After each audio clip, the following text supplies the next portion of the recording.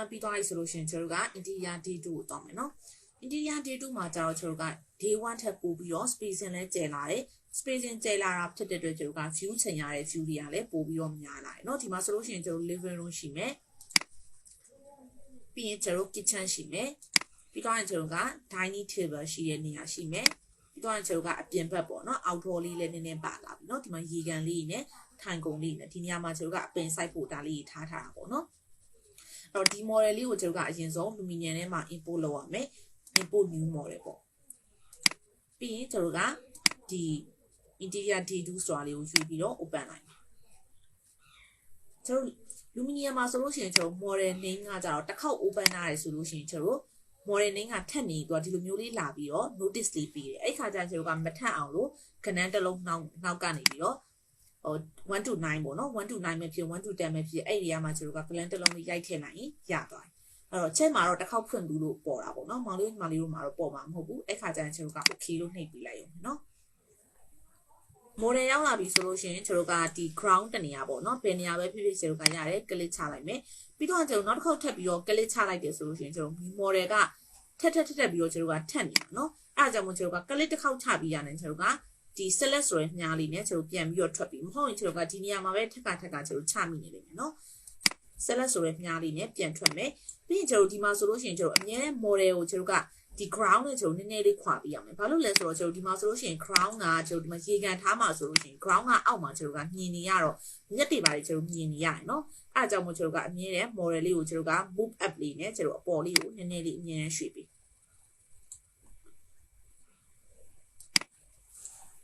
ပြီးတော့ရင် model ရောက်လာပြီဆိုလို့ရှိရင်ကျွန်တော်ကအရင်ဆုံးကျွန်တော် view ချိန်မယ်နော်အဲ့တော့ view ချိန်မှာဖြစ်တဲ့အတွက်ကျွန်တော်က photo လေးကိုသွားမယ်ပြီးတော့ရင်ကျွန်တော်က mouse ကဖိနှုံးလေးနဲ့လှိမ့်ပြီးတော့ကျွန်တော်ကအထဲထဲဝင်လို့ရတယ်နော်အဲ့တော့ဒီကနေပြီးတော့ကျွန်တော်ဝင်လိုက်တယ်ဝင်ပြီးတော့ကျွန်တော်က mouse က right click လေးနဲ့ကျွန်တော်ကဖိပြီးတော့ကျွန်တော်မြင်ရမယ့် view ကိုကျွန်တော်ချိန်လို့ရတယ် mouse က right click လေးကိုဖိလိုက်ရင်ကျွန်တော်ဒီလိုမျိုး4000ကွက်လေးပေါ်လာတယ်เนาะအဲ့တော့ကို center ထားခြင်းတဲ့နေရာလေးတွေကိုကျွန်တော်ချိန်ပြီးတော့ညှိလို့ရတယ်ပြီးရင်ကျွန်တော် focal length ကိုတော့ရတဲ့လောက်ဆွဲမယ်ဒီမှာကျွန်တော် focal length မဆွဲထားတော့ကျွန်တော်ရဲ့ object ကြီးကဒီမှာထိုင်ကုန်နေကျွန်တော် TV စင်နေဆိုလို့ရှိရင်မူရင်းအလျားခဲ့ကျွန်တော်ကဟို rubber တွေကိုကျွန်တော်ဆွဲဆန့်ထားတယ်လို့ရှေ့ထွက်နေတယ်မယ်เนาะအဲ့လိုမျိုးရှေ့ထွက်နေလို့မရဘူးကျွန်တော် focal length ကိုရတဲ့လောက်ကျွန်တော်ကဆွဲပြရမယ်เนาะတဲ့ရမတဲ့တာကြောင့်ကျွန်တော်ကပြီးရင်2 point နဲ့ပြန်ပြီးတော့တဲ့လို့ရတယ်เนาะကျွန်တော် focal length ကိုဆွဲပြီးတော့ view ကကျွန်တော်ကအဆင်ပြေအောင်လုပ်ချိန်ပေးမယ်เนาะအဲ့ချိန်ပြီးသွားရင်ကျွန်တော်က store camera ဆိုပြီးတော့တစ်ချက်ရိုက်ပြီးရင်ကျွန်တော်ဒီဘက်ကနေသွားချိန်မယ် photo လေးကိုသွားမယ်သူက number 2မလို့ number 2ပေါ့เนาะပြီးရင်ကျွန်တော် focal length ကိုသူ့ကိုလည်းရတဲ့လောက်ဆွဲပေးမယ်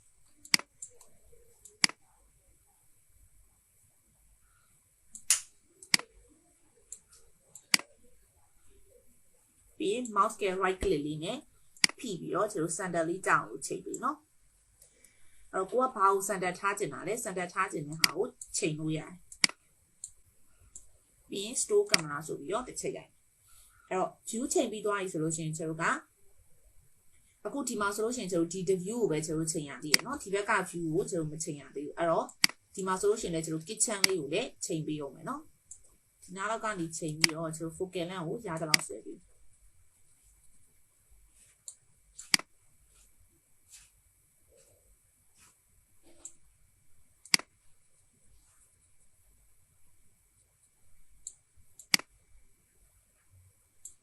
တိုင်းတူလဲ store camera ဆိုပြီးတော့တစ်ချက်ရိုက်နော်ပြီးဒီ table လေးရှိတဲ့နေရာလေးပြီး focal length ကိုရတဲ့လောက်ဆွဲမယ်ပြီးတူလဲကျွန်တော်က store camera ဆိုပြီးတော့တစ်ချက်ရိုက်ထားနော်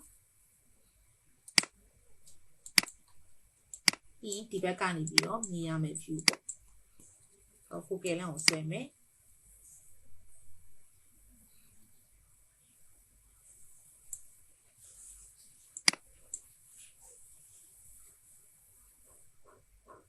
ဒီတူလဲကျွန်တော်က store camera ဆိုပြီးတော့တစ်ချက်ရိုက်ထားနော်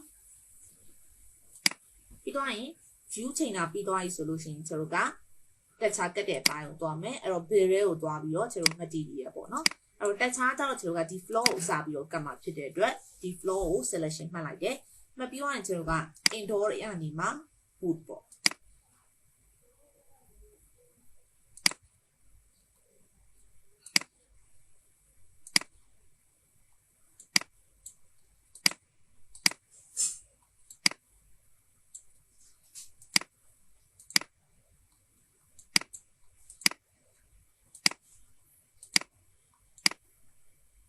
ဒီ wood လေးသုံးလိုက်နော်ကျွန်တော်နည်းနည်းမှောင်တဲ့ဘက်ပေါ့ dark ဖြစ်တဲ့တခြားမျိုးလေးကျွန်တော်သုံးမယ်အဲ့တော့ကျွန်တော်ဒီ wood လေးသုံးလိုက်မယ်သူ့လေးကိုကျွန်တော်က double click နဲ့ဝင်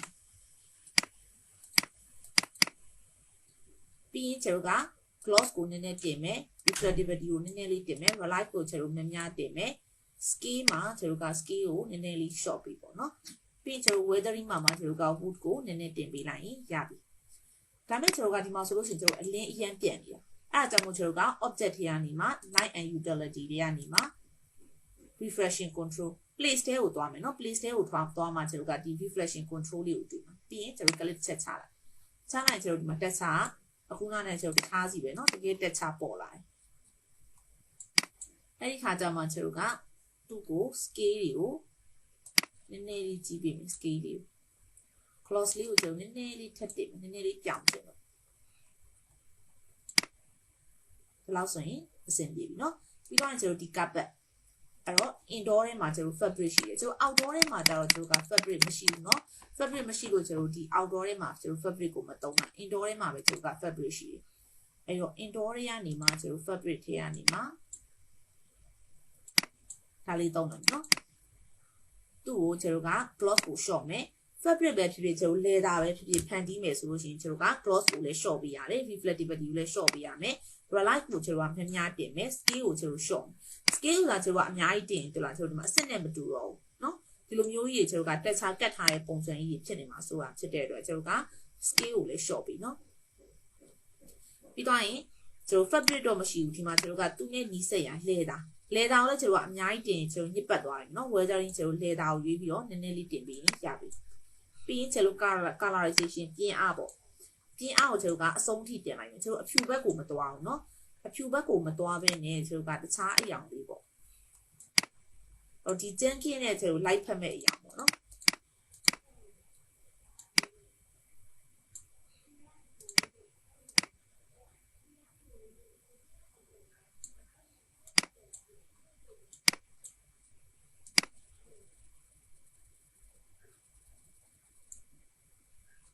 ဒီရောင်လေးထားလိုက်เนาะသူ့မှာကျွန်တော်ကနည်းနည်းလေးလင်းကျင်တင်ရတယ်နည်းနည်းလေးလင်းပြီးပြီးရင်ဒီ sofa လည်းတူတူပဲ indoor ရနေမှာ fabric ထဲကနေမှာကျွန်တော်ကနံပါတ်2ရဲ့သုံးပေးမယ်နော်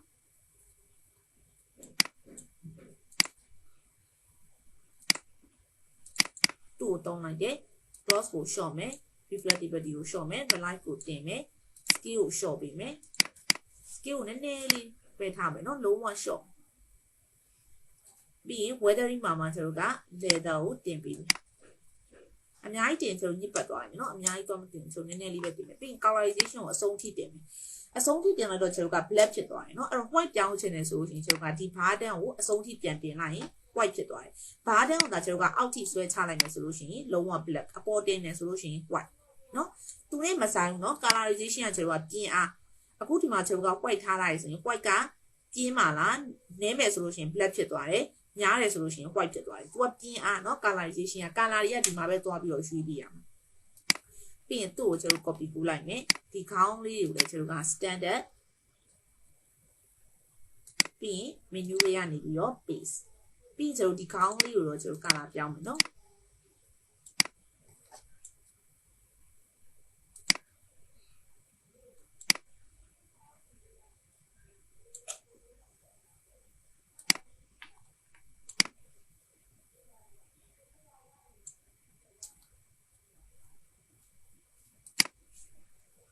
လေးမွေအောင်လေးသုံးလိုက်ကျွန်တော်ပြီးတော့ရင်ကျွန်တော်ဒီတက်ချကိုပဲကျွန်တော်ကဒီမှာလဲသုံးမယ်ဒီခုံပေါ့နော်ဒီခုံနောက်မှာလဲသုံးမယ်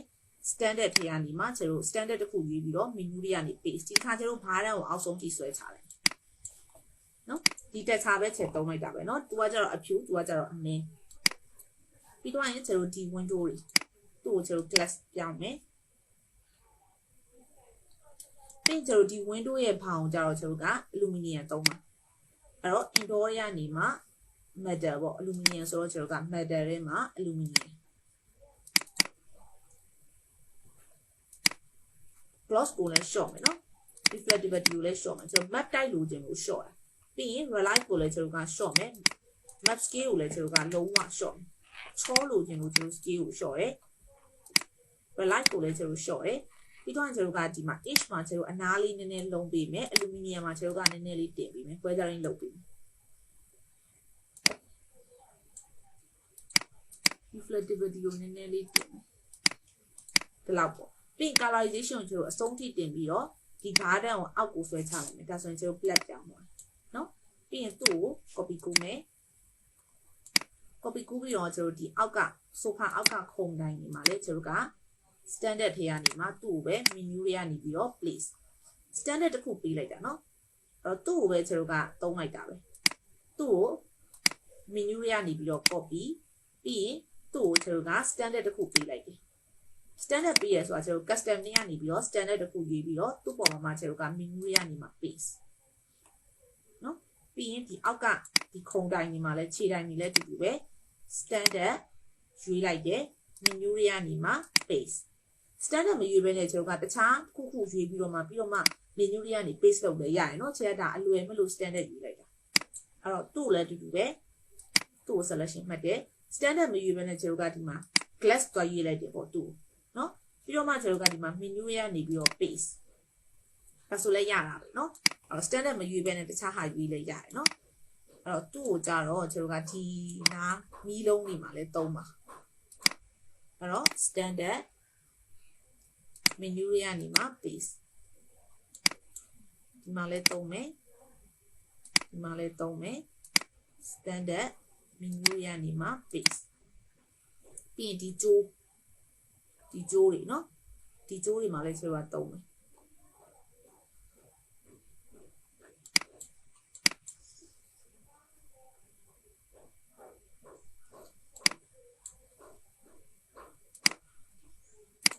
ကျွန်တော် selection မှတ်လို့မရရင်အနီးကပ်သွားပြီးတော့မှကျွန်တော်မှတ်เนาะ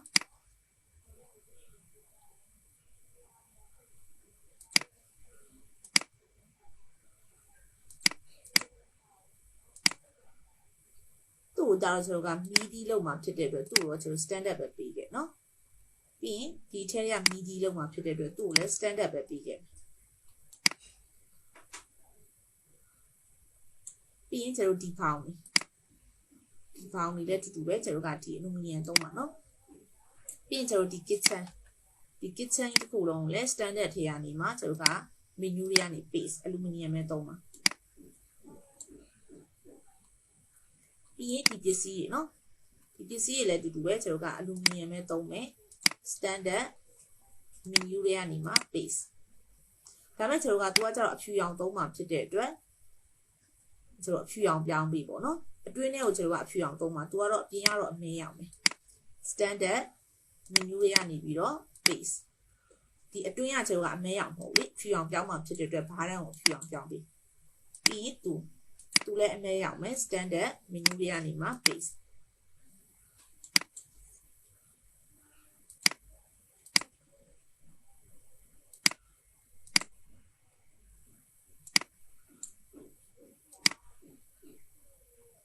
ပြီးရင်ဒီပိုက်เนาะဒီပိုက်လည်းတူတူပဲ standard menu တွေကနေမှာ paste ပြီးရင်ဒီပိုက်ခေါင်း standard menu တွေကနေမှာ paste ဒါပေမဲ့ तू ကကြတော့အဖြူအောင်ပြောင်းပါအဖြူအောင်ဘက်ကိုเนาะသူ့ကိုကျွန်တော်ဖြူပြောင်းပြီเนาะ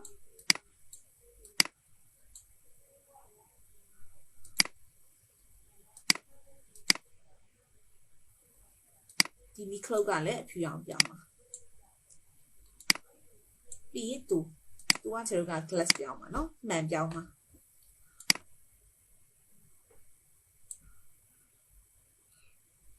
သူ့ရဲ့ဖောင်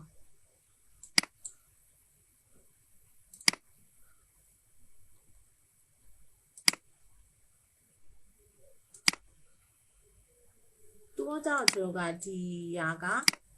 map နော်ဒါပေမဲ့သူကကြောင့်ကျွန်တော်ကကြီးနီပေါ့ကြီးနီမလို့ကျွန်တော်က indoor ရနေမှာ matter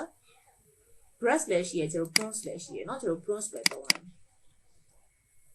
သုံးပြီးမှရင်သူ့ကိုကြောင့်ကျွန်တော်က gloss ကိုတင်ပေးမယ် reflectivity ကိုနည်းနည်း short gloss ကိုအဆုံးထိတင်မယ် light ကို short ပြောင်းခြင်းလို့နော် matte scale ကိုကျွန်တော်လုံးဝ short weathering နဲ့မှာကျွန်တော်က aluminium ပဲ weathering နဲ့ပေးလိုက်မယ်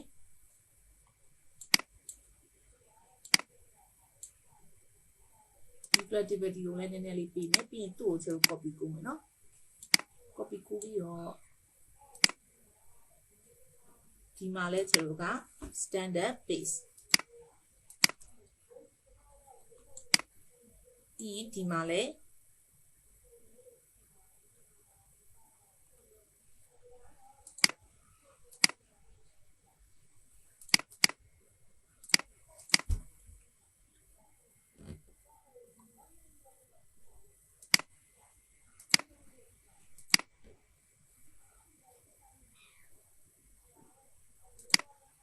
selection မှတ်တယ် standard ထဲကနေမှာ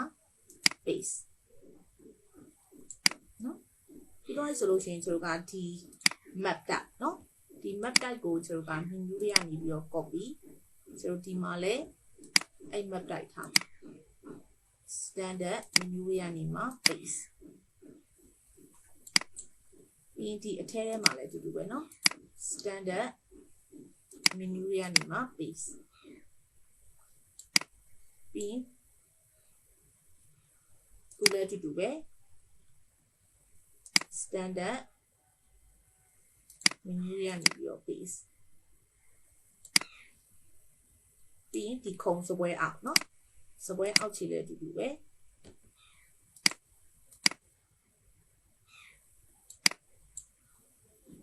ပြီးရင်ကျွန်တော်ကဒီခြေတိုင်းဒီမှာလည်းတူတူပဲเนาะဒီစပွဲရဲ့ဒီခြေတိုင်း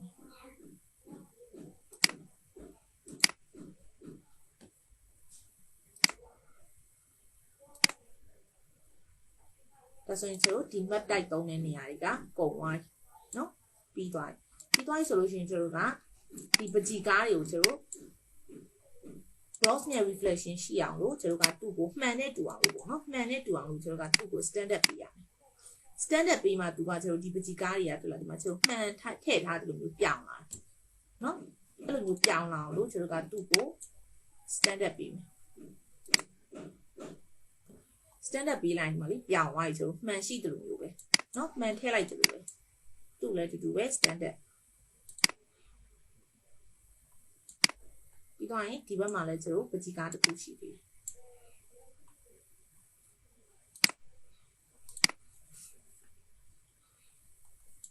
ပြီးတော့ရင်ကျွန်တော်ကဒီမှာ wood တောင်းပါမယ်เนาะအဲ့တော့ wood မတုံးရင်ကျွန်တော်အရင်ဆုံးဒီစပွဲပေါ့ဒီစပွဲမှာဆိုလို့ရှိရင်ကျွန်တော်ကသူ့ကိုမှန်သုံးမှာ glass သုံးလိုက်ပြီနဲ့ကျွန်တော်ဒီမှာဆိုလို့ရှိရင်မပေါက်သွားဘူးเนาะအဲ့လိုမပေါက်ဘူးဆိုတာကြီးကကျွန်တော်ကနှစ်ထပ်ဖြစ်နေလို့အဲ့လိုမျိုးဖြစ်တဲ့အခါကျရင်ကျွန်တော်ကသူ့ကိုအနီးကပ်အထဲထဲကိုတွားပြီးတော့ကြည့်เนาะဘေးလိုက်ကနေပဲဖြစ်ဖြစ်ကြည့်လို့ရတယ်အဲ့တော့ဘေးလိုက်ကနေပြီးတော့ကျွန်တော်သူ့ကိုကြည့်နေချက်ဒီမှာအပေါ်မှာကျွန်တော်မှန်တစ်ထက်ရှိသေးတယ်ကျွန်တော်ခုပြောင်းလိုက်တဲ့ glass ကဒီအောက်လို့အောင်ပဲเนาะအပေါ်မှာကျွန်တော်မှန်တစ်ထက်ရှိသေးတယ်သူ့ကိုလည်းကျွန်တော်က glass ပြောင်းအဲ့တော့မှကျွန်တော်အောက်ကိုဖောက်ပြီးတော့မြင်ရတယ်เนาะပြီးတော့ရင်သူ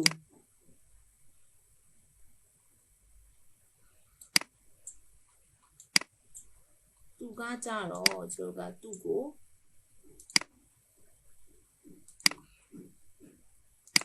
stone ပြောင်းမယ်အဲ့တော့ indoor ရနေမှာ stone เนาะ stone မှာကျွန်တော်ကဒါလေးထားလိုက်เนาะအဲ့တော့သူကကြောင့်ကျွန်တော် gloss ကိုလည်းတင်မယ် reflectivity ကိုလည်းတင်ပေးမယ် stone မလို့เนาะပြီးရင် relight ကို short ကြောင်ထိုးခြင်းလို့ scale ကိုဒီလောက်ပဲထားမယ်เนาะပြီးရင် stone မှာကျွန်တော် weathering ကိုနည်းနည်းလေးတင်ပြီးပြီးရင်သူ့ကိုအများကြီးတော့မတင်ဘူးเนาะကျွန်တော်ဒါဆိုရင် မှာအများကြီးတင်လိုက်လို့ညစ်ပတ်သွားတယ်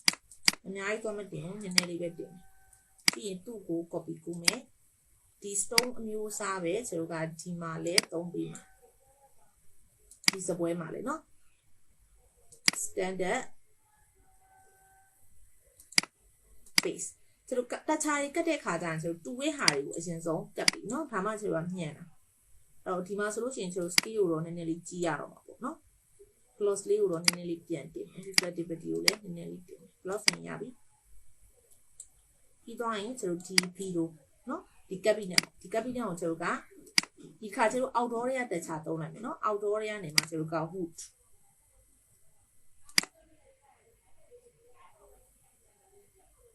mama ကျတို့က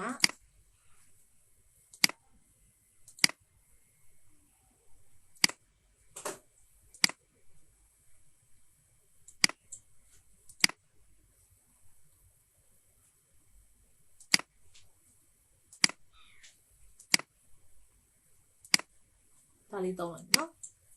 အဲ့တော့သုံးလိုက်တဲ့ခါကျရင်ကျတို့ကသူကတော့ horizontal အဆင့်ဖြစ်နေတယ်ကျတို့က vertical လိုချင်တယ်ဆိုရင် orientation မှာကျတို့ကဒီ band ဆိုတာလေးကိုကျတို့ထောင်လိုက်ဖြစ်အောင်လို့ပြောင်းပြီ60ပေါ့နော်ထောင်လိုက်ဆိုတော့ကျတို့လက်မနိုင်ဘူးဆိုရင်ကျတို့ shift လေးနဲ့ဖိပြီးတော့ပြောင်းနော်ပြီးရင် scale ကျတို့ကနည်းနည်းလေးခြုံပြီးမယ်နော်ပြီးသွားရင် light ကိုကျတို့မမြတင်မယ် gloss ကိုကျတို့နည်းနည်းလေးတင်မယ်ပြီးရင် weathering မှာကျတို့က wood ကိုနည်းနည်းလေးတင်ပြီးလိုက်ရင်ရပြီပြီးရင်သူ့ကိုကျတို့ copy ကူမယ်ဒီမှာလဲကျတို့ကဒီ wood ပဲသုံးမှာဖြစ်တဲ့အတွက် standard base ပြီးတော့ရင်ဒီ division မှာလဲ standard base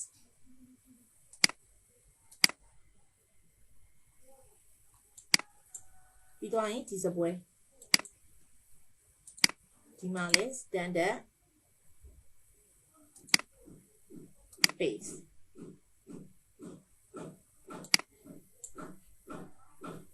ကျတို့ဒီမှာရေခဲတစ်တာမှာကျတို့ကကာလာကိုကျတို့ဖြူအောင်မပြောင်းခဲ့ဘူးเนาะသူပဲကျတို့အဖြူအောင်ပြောင်းပေးရမှာပြီးတော့ရင်သူ့ကိုပဲကျတို့က copy ကူးလိုက်เนาะဒီနားလေးတွေကျတို့ကဖြူအောင်ပြောင်းပေးရမယ်เนาะအဲ့တော့ standard တခါလေးမမိအောင်ကျတို့ပြောင်းမယ်เนาะ base ပြီးဒါလေးတွေကကျတို့က glass ပြောင်းမှာเนาะပြီးတော့ရင်ဒါလေး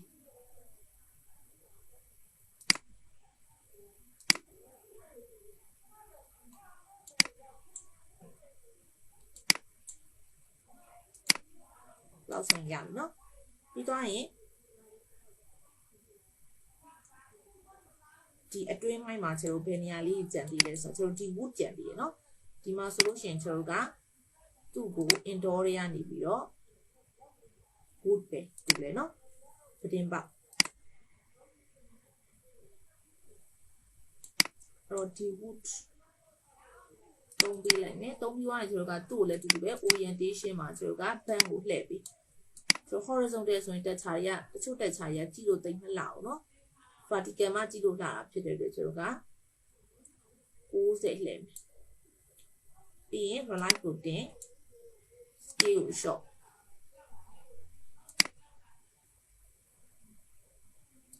gloss ကိုနည်းနည်းလေးပဲတင်မယ်เนาะ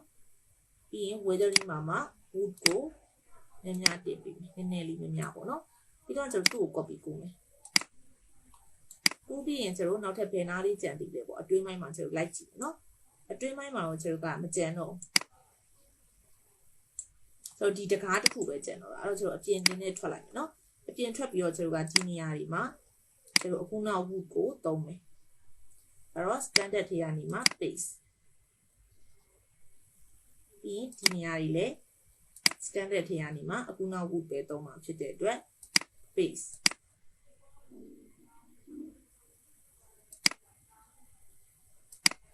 သူကတော့ကျတို့ aluminum သုံးထားပြီးသားเนาะပြီးတော့ရင်သူ့ကိုကျတို့ glass အဖြစ်ပြောင်းမယ်ပြီးတော့ရင်ကျတို့ဒီတကားเนาะသူ့ကိုကျတော့ကျတို့က aluminum တကားသုံးမှာအဲ့တော့ copy ကူးတယ်ဒီအပြင်ဘက်ဘောင်ကိုအမဲထားမယ်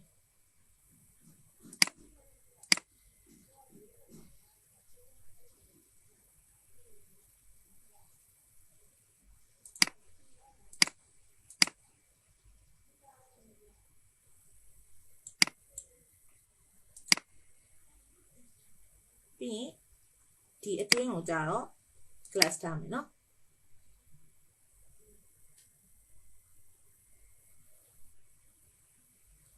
ပြီးရင်ဒီတကယ်ရွက်ကိုလည်းကျွန်တော်ကအဖြူအောင်ထားလိုက်မယ်သူကကျတော့ကျွန်တော်တကယ်ရွက်ကိုဖြူထားမယ်အပြင်ဘက်ဖောင်ကိုကျွန်တော်အနေထားမယ်နော်ဖြူမလို့ကျွန်တော်ကသူ့ကိုလုံးဝ white ပြောင်းပေးတယ်ပြီးတော့ရင်ကျွန်တော်ဒီမှာခေါင်းအုံးလေးတွေထားမှာဖြစ်တဲ့အတွက်ကျွန်တော်ကသူ့ကို copy ကိုမယ်နော်ဒီခေါင်းလေးတွေကိုကျွန်တော်က copy ကိုလိုက်တယ်ပြီးရင်အပြင်ဘက်ကိုထွက်မယ်နော်ထွက်ပြီးတော့ဒီခေါင်းအုံးလေးတွေမှာ standard သူ့ပဲ copy ကိုလိုက်မယ် paste ပြီးရင်သူလည်းတူတူပဲ standard ထဲကနေမှာ paste ဒီတော့ဆိုကာလာပြောင်းမှာပေါ့နော်အဖြူရောင်ပဲထားပြီးလိုက်ပြီးတော့ရင်ကျွန်တော်ဒီ wood ကိုပဲ copy ကိုမယ်ဒီမှာလဲသုံး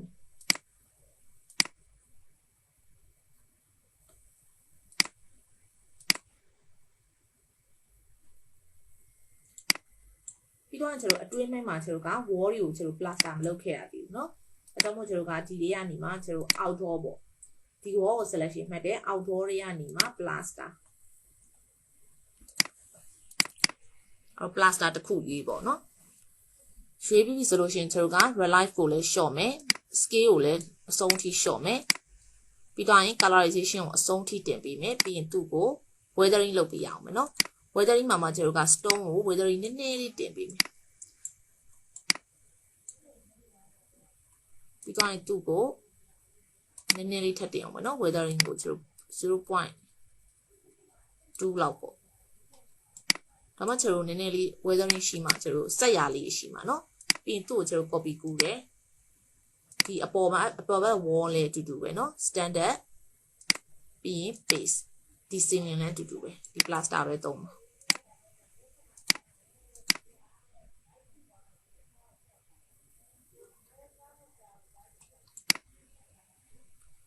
အဲ့တော့ဒီလိုမျိုးလေးကျွန်တော်ဆက်ရလေးရှိအောင်လို့เนาะအဲ့တော့အများကြီး weathering လုပ်လဲကျွန်တော်ကညစ်ပတ်သွားမှာအဲ့တော့အများကြီးလေး weathering သွားလုပ်လို့မရ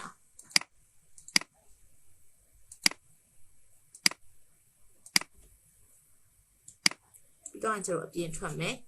ဒီအပြင်ဘက်ဒီမှာဆိုလို့ရှိရင်လည်းကျွန်တော်ကအတူတူပဲเนาะပြီးတော့ရင်ဒီ wall လည်းကျွန်တော်က standard ပေးမယ်ပြီး menu တွေကနေမှာ pasteသူလဲ plaster wall ပဲเนาะပြီးရင်ကျွန်တော်ဒီအပေါ်မှာလက်ကင်လေးရှိတယ်အဲဒီလက်ကင်လေးကိုကြတော့ကျွန်တော်ကတခြားအလူမီနီယံသုံးလဲရတယ်เนาะအဲ့တော့အလူမီနီယံသုံးမယ်ဆိုလို့ရှိရင်ကျွန်တော်ဒီဖောင်လေးကိုပဲ copy ကူးလိုက်မယ်ဒီဖောင်လေးပေါ့เนาะဒီဖောင်လေးကိုပဲကျွန်တော်က menu တွေကနေမှာ copy ပြီးတော့ရင်ကျွန်တော်ဒီအပေါ်မှာကျွန်တော်လက်ကင်လေးရှိတယ်ဒီလက်ကင်ဖောင်လေးကိုကျွန်တော်က copy ကူးလိုက်မယ်เนาะ paste နဲ့ပြီးတော့ရင်တူတူပဲသူ့လည်းကျွန်တော်က standard menu တွေကနေမှာ paste သူကတော့ကျွန်တော် class ပြောင်းထားပြီးသားเนาะအဲ့တော့ပြီးတော့ကျွန်တော်ဒီ wood ဒီအခင်းသူ့ကိုကျတော့ကျွန်တော်က outdoor တွေကနေမှာ wood သုံးပေးမယ်အဲ့တော့ wood မှာလည်းကျွန်တော် outdoor wood မှာလည်းကျွန်တော် wood အမျိုးအစားအများကြီးရှိရယ်เนาะအဲ့ဒီမှာကိုကြိုက်တာကိုသုံးလို့ရတယ်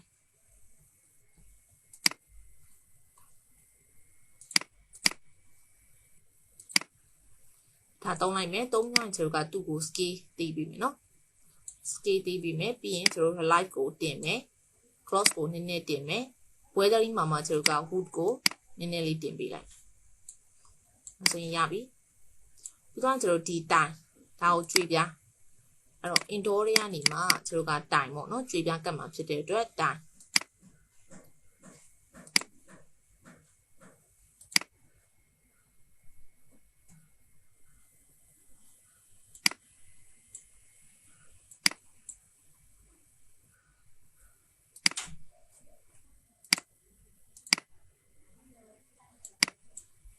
အဲ့တော့ဒီတိုင်မျိုးစားသုံးလိုက်မယ်เนาะသုံးမျိုးကကျွန်တော် colorization ကိုအဆုံးထိတင်ပြီးကျွန်တော်အဖြူအောင်ပြောင်းချင်လို့သူပြီးတော့ရင် gloss ကိုကျွန်တော်များတင်မယ် reflectivity ကိုနည်းနည်းတင်မယ် relief ကိုကျွန်တော်ပြောင်းချောချင်လို့ short ပေးမယ် scale ကိုကြတော့ကျွန်တော်ကစားပေးမယ်เนาะ scale ကိုနည်းနည်းလေးကစားပေးမယ်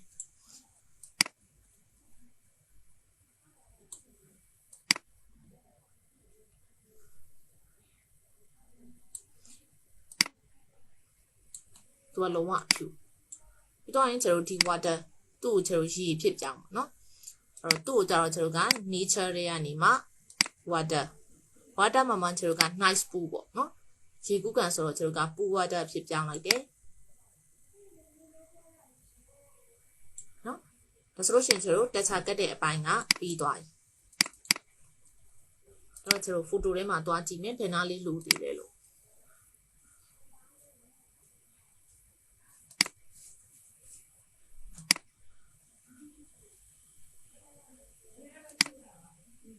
အဲ့တော့တက်ချာတွေကတော့ကျွန်တော်ကကတ်လို့ပြီးသွားပြီအဲ့တော့တက်ချာကတ်လို့ပြီးသွားပြီဆိုလို့ရှိရင်ကျွန်တော်ဒီ lesson လေးကိုဒီမှာပဲရက်ခဲ့မယ်เนาะရှေ့ lesson ကျရင်ကျွန်တော်က runner setting ဘက်ကိုသွားမယ်เนาะ